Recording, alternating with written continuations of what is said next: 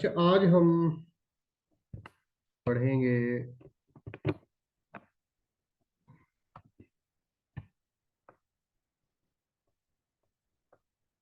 Numericals करेंगे। और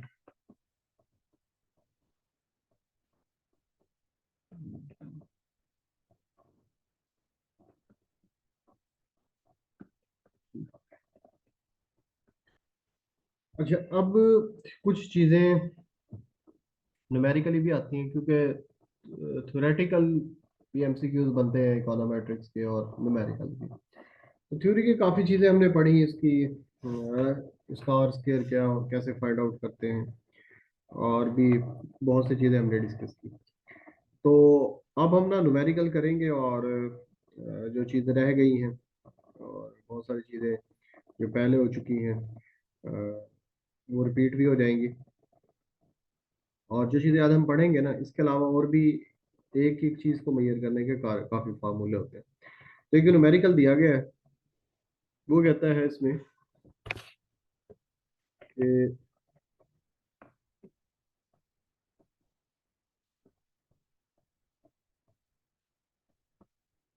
कि the following data on weekly family consumption expenditure and weekly family income, यानी कि कंजम्पशन फंक्शन दिया गया है और डिपेंडेंट और इंडिपेंडेंट वेरिएबल का डाटा दिया गया है, यानी कि एक डिपेंडेंट वेरिएबल है, एक इंडिपेंडेंट वेरिएबल है। तो हमें पता है कि ये जो इक्वेशन है ये किसकी है, ये सिंपल रिग्रेशन की हमारे पास ये इक्वेशन हो जाएगी। अब हमने इधर फाइंड आउट क्या करना है, सबसे पहले हमने मॉडल बनाना है y is equal to beta 1 जमा बीटा 2 एक्स प्लस म्यू।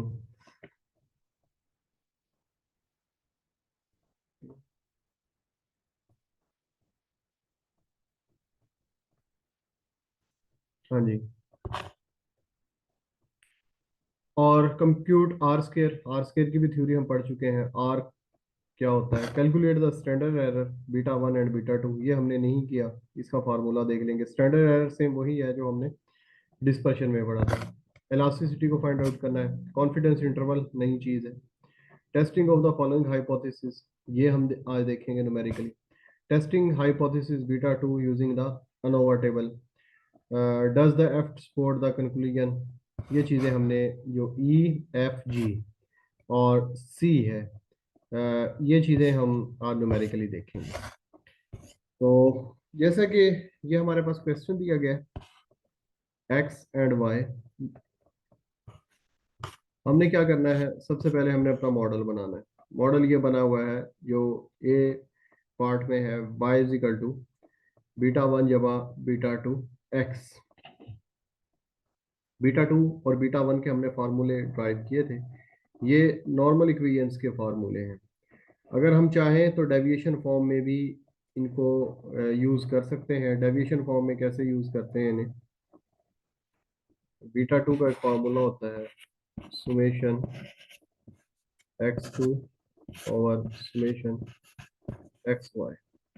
तो ये x और y है, ये जो स्मॉल हमारे पास एबीसी हम यूज करते हैं उसमें लिखा हुआ है। और जो ये है जो पहले हमने फार्मूले ड्राइव किए हैं, ये हमारे पास कैपिटल होते हैं। तो इसमें भी अभी हम डिफरेंस देखेंगे कि इसमें स्मॉल में और जो कैपिटल के अंदर क्या डिफरेंस होता है। हाँ जी, मॉडल का इस तरीके से पता चलता है कि y is a function of x। y इधर कंजम्पशन है और a प्लस बीटा x हो जाएगा। ठीक हो गया। हमने अल्फा और बीटा की वैल्यू फाइंड आउट करनी है। जब मैंने न्यूमेरिकल आपको जब इसको मेथोडोलॉजी हमने पढ़ी थी, तो उस वक्त मैंने आपको बताया था कि हमारा असल मकसद क्या होता है, पैरामीटर्स को फाइंड आउट करना। ठीक हो गया। फिर उसके बाद हम एरर को फाइंड आउट करते हैं। ये न्यूमेरिकल मैंने आप लोगों को शेर मोहम्मद चौधरी की बुक से करवाया भी था। अच्छा जी, अब हमारा क्या है कि मॉडल बना लिया मैंने, y is equal to beta 1 जमा बीटा 2 एक्स। ये मेरा मॉडल आ गया। इसमें बीटा 1 और बीटा 2 की वैल्यू फाइंड आउट करनी है। बीटा 2 स्लोप है, बीटा 1 इंटरसेप्ट है। बीटा टू का फार्मूला क्या है स्लोप का? N summation x Y minus summation X summation Y N summation x का square minus summation x whole का स्क्वायर। तो हम क्या करेंगे, जो ये हमारे पास डेटा ओरिजिनल दिया हुआ था, जो जो इंग्रेडिएंट्स हमें रिक्वायर्ड हैं, x x x y, x का स्क्वायर वाई का स्क्वायर, हम क्या करेंगे, इनसे ये हासिल कर लेंगे। जैसे कि मैं मुझे सपोज डेट एक्स स्क्वायर चाहिए, तो मैंने क्या किया, 80 का स्क्वायर लिया, तो ये 6400 बन गया। इसी तरीके से अगर मुझे एक्स वाई चाहिए, तो मैं एक्स और वाई को मल्टीप्लाई करूंगा, यानी कि 70 और 80 को, ये 5600 बन जाएगा हमारे पास। तो इस तरीके से हमारे पास ये वैल्यूज आ जाएंगी, इनकी हम सुमेशन ले लेंगे। और इधर जो ये बीटा टू है, इसमें वैल्यूज को पुट कर देंगे। एन से मुराद इधर सैंपल साइज है, यानी कि हमारे पास ये 10 ऑब्जर्वेशन है, 1 2 3 4 5 6 7 8 9 10, ये 10 होंगी। ये वैल्यूज को जस्ट हम इधर पुट करेंगे, तो हमारे पास ये स्लोप आ जाएगा, जो शो क्या कर रहा है, 0.51।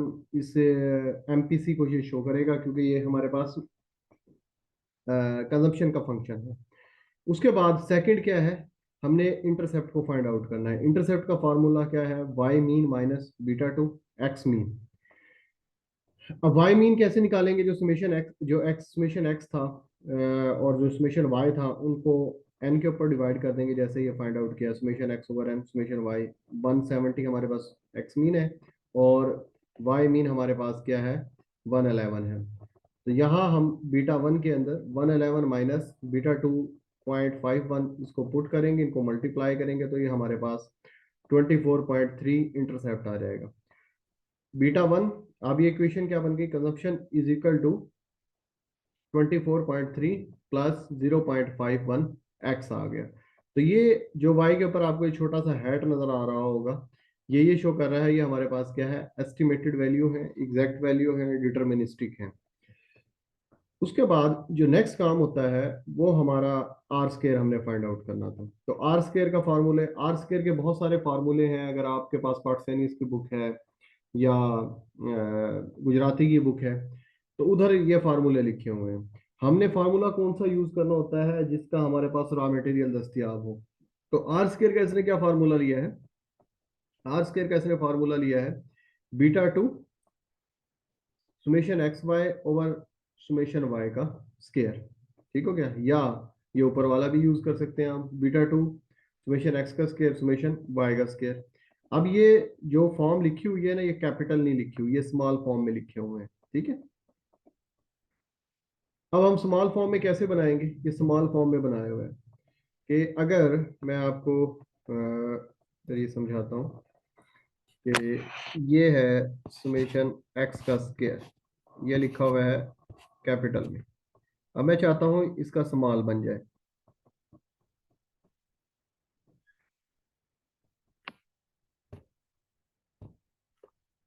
मैं चाहता हूँ सुमेशन एक्स टू स्मॉल हो जाए। तो इसका ये फार्मूला होता है, सुमेशन एक्स का square minus summation x whole का स्केयर डिवाइडेड बाय एन। इस तरह के ये हुआ है, ये स्मॉल एक्स स्केयर है, और यहाँ पर मैंने क्या किया, सुमेशन एक्स का स्केयर, जो ऊपर मेरे पास कॉलम थे उधर से मैं ले लूंगा, सुमेशन एक्स जो आया था 1700, उसका स्केयर दिया एन किया, तो ये जो वैल्यूज आई हैं मेरे पास, ये स्मॉल एक्स स्केयर की हैं, और जो ये है ये कैपिटल की थी। तो मैक्सिमम जो फार्मूला यूज होते हैं इकोनोमेट्रिक्स में, वो डेविएशन फॉर्म में होते हैं। तो हमें ओरिजिनल या नॉर्मल फॉर्म से उसे डेविएशन फॉर्म में कन्वर्ट करना पड़ता है। तो ये उसने कन्वर्जन के फार्मूले भी लिखे हुए हैं। अगर आप सुमेशन वाई स्केयर को स्मॉल फॉर्म में लिखना चाहते हैं डेविएशन फॉर्म में, इसको डेविएशन फॉर्म बोलते हैं, तो आप क्या करेंगे, सुमेशन वाई का स्केयर कैपिटल में माइनस सुमेशन वाई होल का स्केयर ओवर एन। इसी तरीके से जितने भी नॉर्मल फॉर्म में या कैपिटल फॉर्म में हमारे पास इंग्रेडिएंट्स होते हैं इसके, आर स्केयर के या बीटा के, बीटा टू के, उनको हम डेविएशन फॉर्म या स्मॉल उसमें कन्वर्ट कर सकते हैं। तो अब आर स्केयर बीटा टू अभी हमने फाइंड आउट किया था 0.51, ये वाला, और सुमेशन एक्स का स्केयर सुमेशन वाई का स्केयर ये भी हमने ये फाइंड आउट किए हैं। तो हम अगर ये वैल्यूज इनमें पुट कर दें तो ये हमारा जवाब आ जाता है। तो आर स्केयर इधर फाइंड आउट हुआ है 0.97। 0.97 का मतलब ये है कि ये मॉडल की जो गुडनेस ऑफ फिट है वो बेहतर है। जो हमारा total explain of sum total sum of square है वो 97% एक्सप्लेन सम ऑफ स्केयर से डिफाइन हो रहा है, और सिर्फ 3% एरर पाया जाता है। दूसरे लफ्जों में जो कंजप्शन है वो 70%, 97% इनकम पर डिपेंड कर रही है, और 3% अदर फैक्टर्स के ऊपर डिपेंड कर रही है। ये आर स्केयर देखें, ये दो फार्मूलों से उसने आर स्केयर को फाइंड आउट किया हुआ है। दो ऊपर फार्मूले लिखे हुए हैं, बल्कि इसके साथ ये 8 फार्मूले हैं। किसी भी फार्मूले से आप आर स्केयर को फाइंड आउट कर सकते हैं। ये 0.97 आया है और इधर आया है 0.964, यानी कि अप्रोक्सीमेटली ये आपस में बराबर ही है।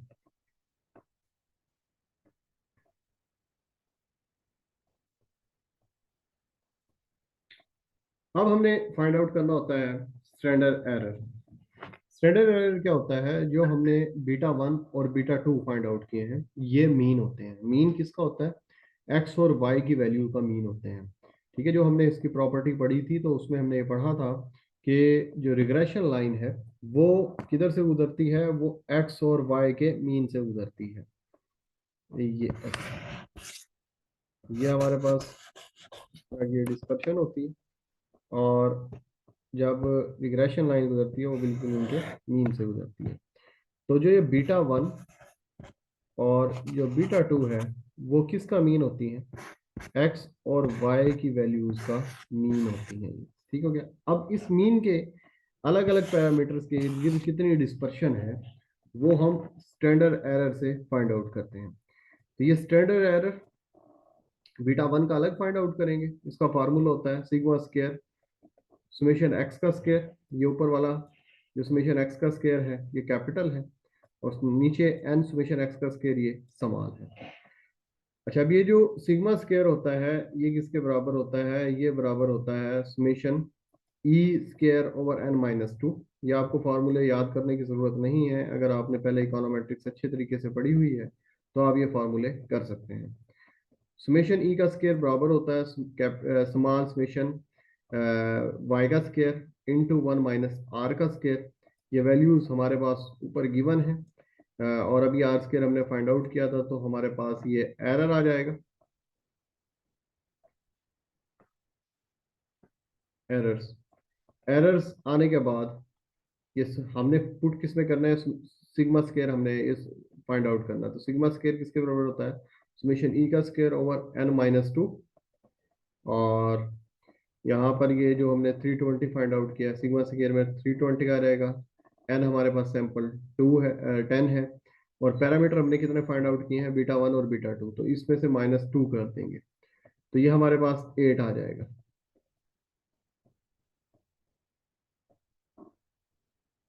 इतना कुछ करने की जरूरत इस वजह से है कि सम टाइम ये छोटे छोटे चीजें न्यूमेरिकल की फॉर्म में आ जाती हैं।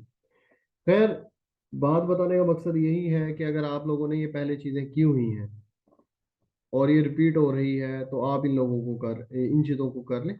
अगर इसमें से कुछ चीज़ें सपोज आपने नहीं करना चाहते तो आप उसे ऑप्शनल छोड़ दें। पर मेरा तो मैं तो करवाता होता हूँ ये सब चीज़ें। जैसे कि आप बहुत सारे जो स्टूडेंट्स हैं मेरे ओल्ड स्टूडेंट हैं, ये करवाने का मकसद ये होता है कि समटाइम हम चीज़ें छुड़वा देते हैं तो पेपर आने के बाद बहुत सारे स्टूडेंट्स क्लेम कर रहे होते हैं सर आपने ये नहीं करवाया, हमने तो यूनिवर्सिटी में पढ़ा हुआ था। अगर आप थोड़ा सा रिपीट करवा देते तो हमारी काफ़ी चीज़ें सॉल्व हो जाती। तो ये मेरे पास एक बुक है, उसमें ये सॉल्व एग्जांपल दी हुई है। उधर से मैंने पिक्स बनाकर आप लोगों के साथ शेयर भी कर दी है। मुश्किल नहीं है ये, इसमें मुश्किल चीज़ें नहीं है।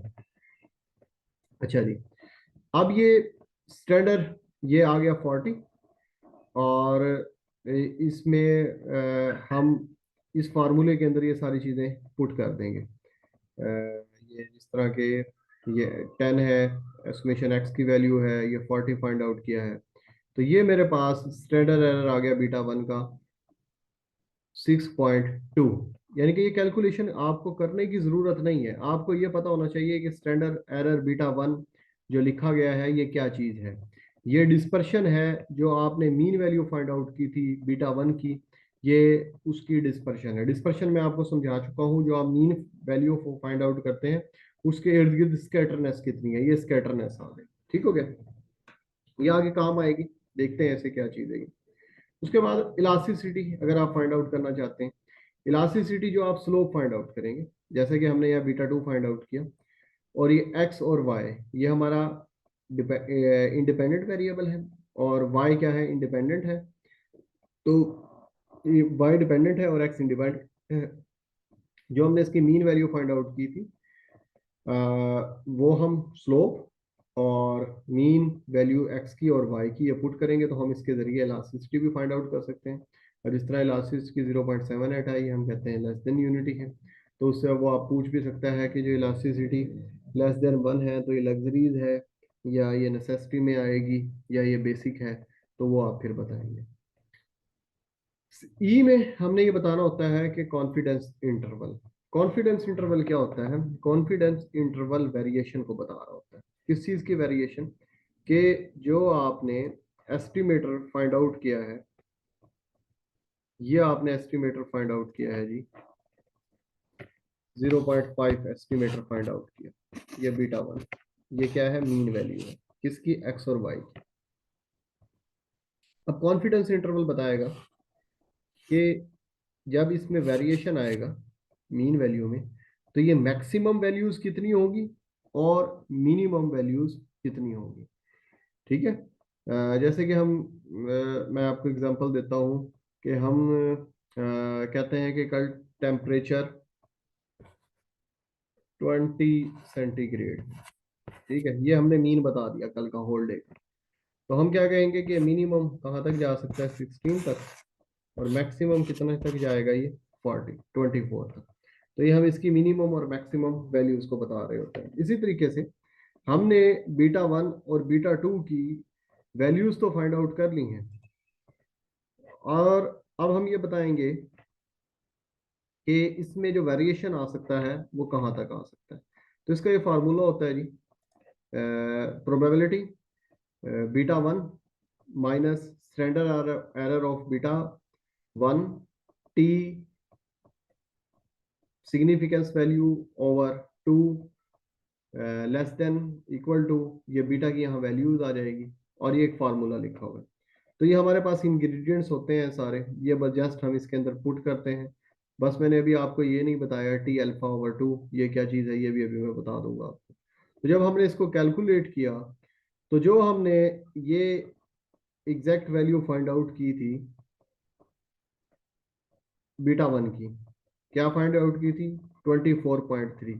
कॉन्फिडेंस इंटरवल क्या बता रहा है, कॉन्फिडेंस इंटरवल बता रहा है कि जो 24.2 है, ये मिनिमम 9.8 तक जा सकती है, और मैक्सिमम ये कितनी होगी, 38। यानी कि एक उसने इंटरवल बता दिया, और इसकी जो सिग्निफिकेंस जो प्रोबेबिलिटी ली है वो हमने 95% ली है। ठीक हो गया।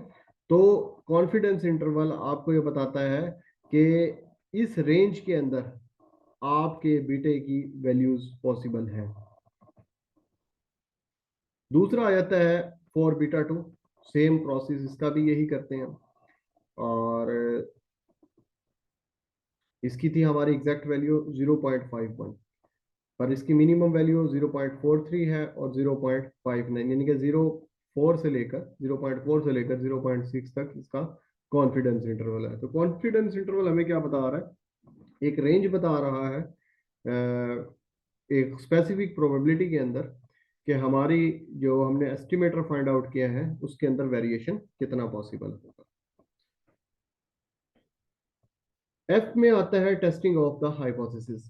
टी टेस्ट जी टेस्ट आपने सुने होंगे। टेस्टिंग ऑफ हाइपोथेसिस ये होता है कि जो आपने फाइंडिंग्स की हैं बीटा वन की और बीटा टू की,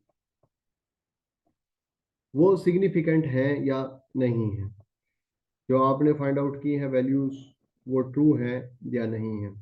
इसमें हम क्या करते हैं, हम दो हाइपोथेसिस बनाते हैं। नल हाइपोथेसिस, इसमें है नल हाइपोथेसिस, हमने एज्यूम कर लिया कि beta two is equal to zero, और अल्टरनेटिव हाइपोथेसिस है बीटा टू बराबर नहीं है जीरो के। सिग्निफिकेंस लेवल हम 1% भी ले सकते हैं, 5% भी, 10% भी। ठीक है, जितना ज्यादा हम सिग्निफिकेंस लेवल लेंगे, 10% पे लेंगे, तो एक्सेप्टेंस के चांसेस और रिजेक्शन के चांसेस यानी कि एरर आने के चांसेस ज्यादा हो जाते हैं। इसकी मिसाल मैं आपको ऐसे देता हूँ कि फर्ज करें ये एक टॉलरेंस पॉलिसी है। आपने 100 बॉटल्स का सैंपल लिया, आप कहते हैं कि अगर इसमें से एक बॉटल भी खराब हुई तो मैं रिजेक्ट कर दूंगा सैंपल। 5% पे आप ये 5 का मार्जिन देते हैं आप। 10% पर आप 10 बॉटल्स का मार्जिन देते हैं। अगर 10 बॉटल्स भी 100 में से खराब निकल आती हैं एक क्रेट में से, तो मैं एक्सेप्ट कर लूंगा। तो जितना लेवल ऑफ सिग्निफिकेंस कम होता चला जाता है, क्वालिटी उतनी बेहतर होती चली जाती है। तो यहाँ पर हमने सिग्निफिकेंस लेवल लिया हुआ है 5%। टी स्टेटिस्टिक्स, ये इंपॉर्टेंट है, ये पेपर में आता है। टी स्टेटिस्टिक्स कैसे फाइंड आउट करते हैं? टी स्टेटिस्टिक्स हम फाइंड आउट करते हैं कि जो आपने पैरामीटर की वैल्यू फाइंड आउट की है 0.51, जब आप एमफिल की रिसर्च करते हैं तो उसमें भी ये रिजल्ट्स होते हैं।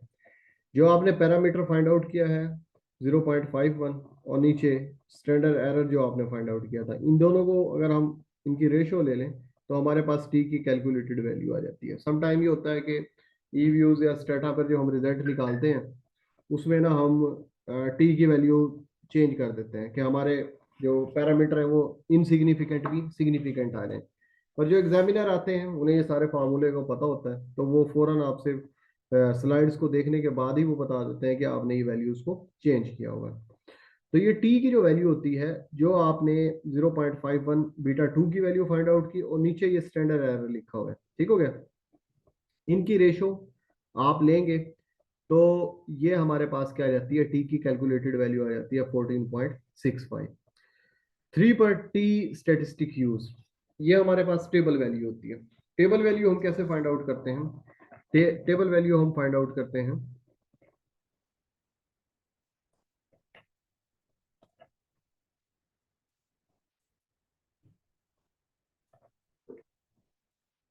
हाँ जी, T T significance level over 2 n minus के। अब सिग्निफिकेंस लेवल मैंने कितना लिया हुआ था? 5%, यानी कि 95% का था, 0.05। टू टेल टेस्ट होता है, इसमें नॉर्मल डिस्ट्रीब्यूशन होती है, इसकी टू टेल्स होती हैं, इसको 2 पर हम डिवाइड करते हैं, और सैंपल कितना था? 10 का था, और पैरामीटर क्या है? 2 है। तो ये आ जाएगा टी 0.258। अब मैं क्या करूंगा, मैं टी स्टेटिस्टिक्स के टेबल पर जाऊंगा। हर बुक के एंड पर टी स्टेटिस्टिक्स का टेबल बना होता है, वहां मैं 0.025 के टेबल में जाऊंगा टी के, और 8 नंबर रो में जाऊंगा, वहां देखूंगा टी की वैल्यू क्या दी हुई है। तो जब वहां जाऊंगा तो वहां जो टी की वैल्यूज दी गई है वो दी हुई है 2.3। वो क्या दी हुई है? 2.3।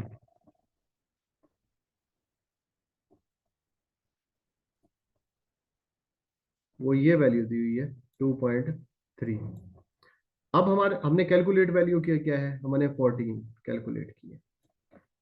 अब इसको हम बोलते हैं टी स्टेरिक, और जो हमने खुद कैलकुलेट किया उसको टी स्टेरिक बोल रहे हैं, और इसको बोलते हैं टी टेबल वैल्यू।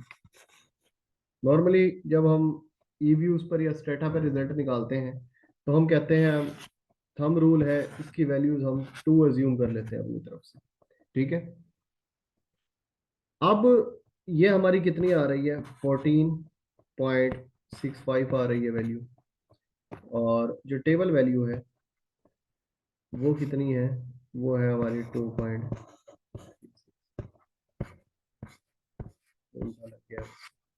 तो कैलकुलेटेड वैल्यू ग्रेटर है, और टेबल वैल्यू क्या है? लेस है।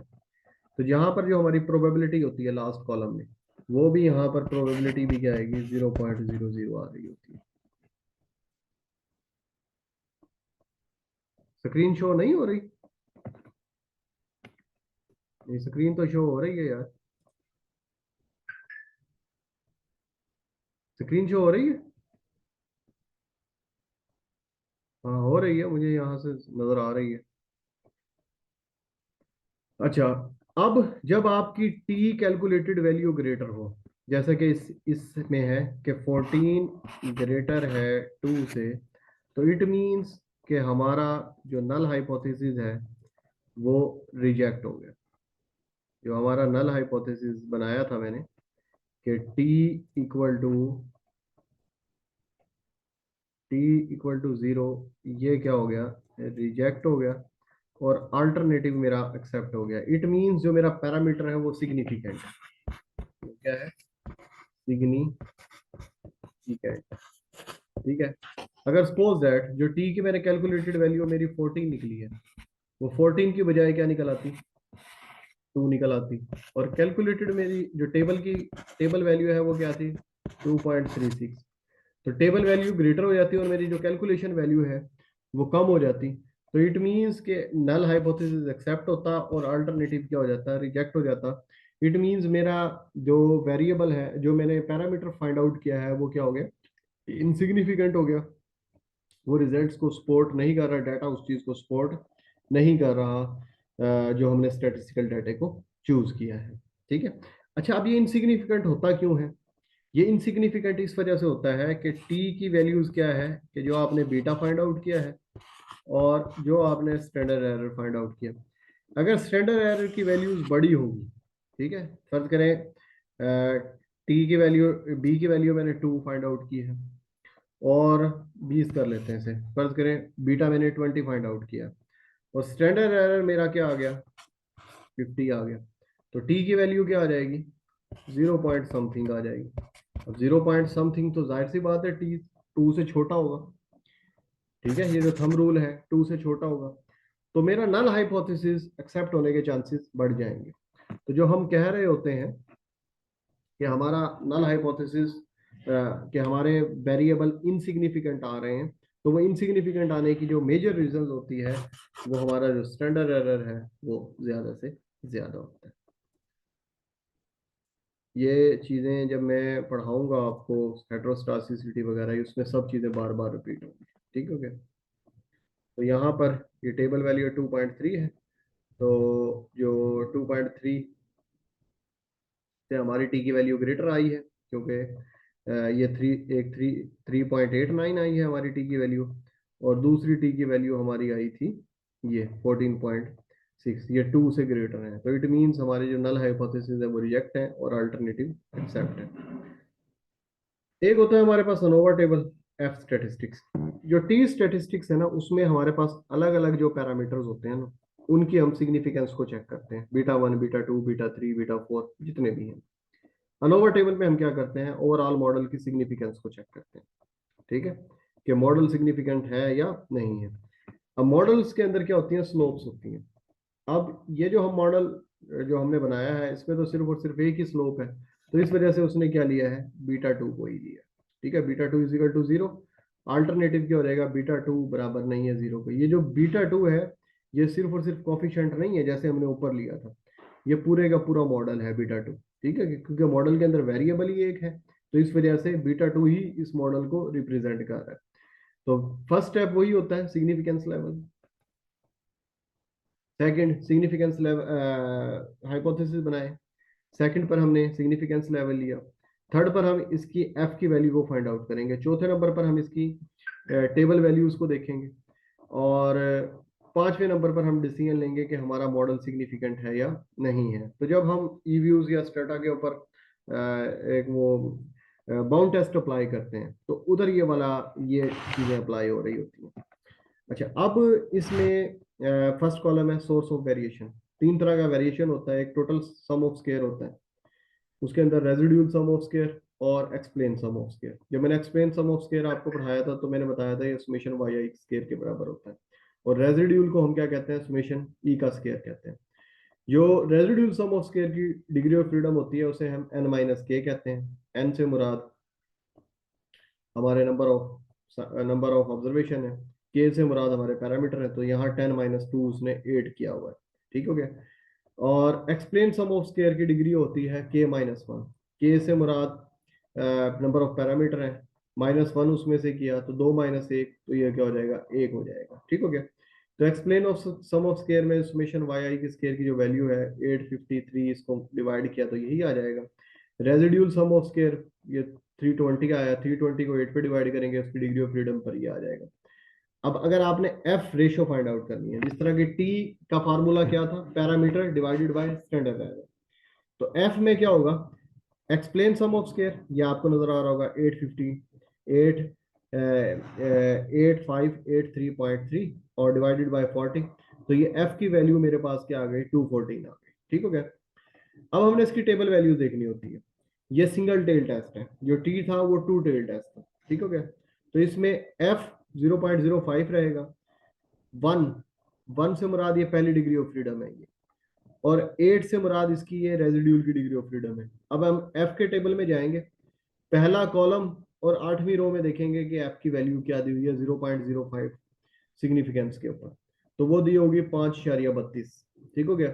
अब 5.32 छोटा है और जो हमने कैलकुलेटेड वैल्यू की है 214 ये बड़ी है, तो इट मींस कि हमारा नल हाइपोथेसिस रिजेक्ट हो गया, अल्टरनेटिव एक्सेप्ट हो गया। अगर इसका उल्ट हो जाता कि 500, यहाँ पर 214 की बजाय यहाँ सिर्फ और सिर्फ 2 होता, जो कैलकुलेट करते हैं यहाँ 2 आ जाता, और जो हमारी टेबल वैल्यू है वो 5.3 आती, तो हम कहते हैं कि हमारा जो मॉडल है वो सिग्निफाइड, वो जो हमारी मॉडल है वो हमने मॉडलिंग सही नहीं की, वो इनसिग्निफिकेंट आ रहा, हमारा मॉडल ही गलत है। तो ये हमारे पास क्या होता है, एफ टेस्ट होता है ये। अब जब हमारे पास रिजल्ट आते हैं, तो रिजल्ट इस शेप में लिखे होते हैं, y इज इक्वल टू ये बीटा 1 और ये बीटा 2, इसके नीचे इनका स्टैंडर्ड एरर लिखा हुआ है। ठीक हो गया। जब 24 को आप 6 पर तकसीम करेंगे तो ये आपका टी की वैल्यू आ जाएगी। ठीक हो गया। इसी तरह 0.51 को 0.0, ये टी की वैल्यूज आ गई।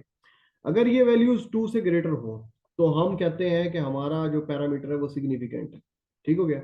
अगर ये 2 से वैल्यूज कम हो तो हम कहते हैं ये इनसिग्निफिकेंट है। इसी तरह एफ को हम देखते हैं, ये 5 से हम देखते हैं, 5 से कंपेयर कर लेते हैं हम रूल में। आर स्केयर भी मैंने आपको बता दिया है। आर स्केयर का, अगर आर स्केयर आपके पास दिया गया, अगर आप उसका स्केयर रूट ले लें तो वो आपको कोरिलेशन को शो कर रहा होता है, और ये कॉन्फिडेंस इंटरवल की भी बात हो चुकी है। अब ये दूसरा क्वेश्चन दिया गया है।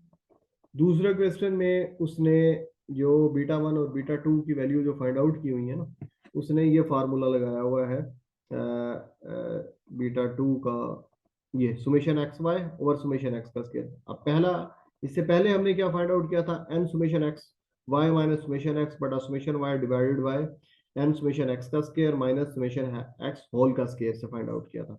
अब ये इसने डेविएशन फॉर्म से फाइंड आउट किया है। दोनों तरीकों से रिजल्ट सेम आते हैं, रिजल्ट्स के अंदर कोई प्रॉब्लम नहीं होता। ठीक हो गया। इसी तरह इसने बीटा 1 बीटा 2 की वैल्यू फाइंड आउट की है, आर स्केयर फाइंड आउट किया है जो 0.92 है, यानी कि 92% है। स्टैंडर्ड एरर तो आपको फाइंड आउट करने ही पड़ते हैं, क्योंकि स्टैंडर्ड एरर्स के बगैर आप टी टेस्ट अप्लाई नहीं कर सकते। ठीक है। और ये इलास्टिसिटी फाइंड आउट किया, फिर ये इसकी इंटरप्रिटेशन। ठीक हो गया। तो ये हमारे पास जो है सिंपल रिग्रेशन का मैंने आपको एनालिसिस करके दिया। अब आ जाता है मल्टीपल। मल्टीपल में क्या होगा, x2 और x3 दो वेरिएबल्स आ गए। सेम इसमें वही मेथड है, इसके अंदर कोई भी चीज नई नहीं है, सब की सब वही चीजें हैं जो हम पहले पढ़ चुके हैं।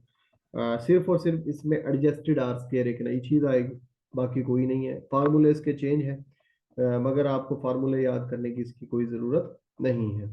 ये एक बड़ा एक लेंथी प्रोसेस है। ये चीज़ें आपको बताने का मकसद सिर्फ और सिर्फ इस वजह से है कि ये जो मैंने आपको एग्जांपल सेंड किए हैं, इनको आपने एक बार देख जरूर लेना है। समटाइम इनमें से क्वेश्चन बन सकते हैं या आ जाते हैं।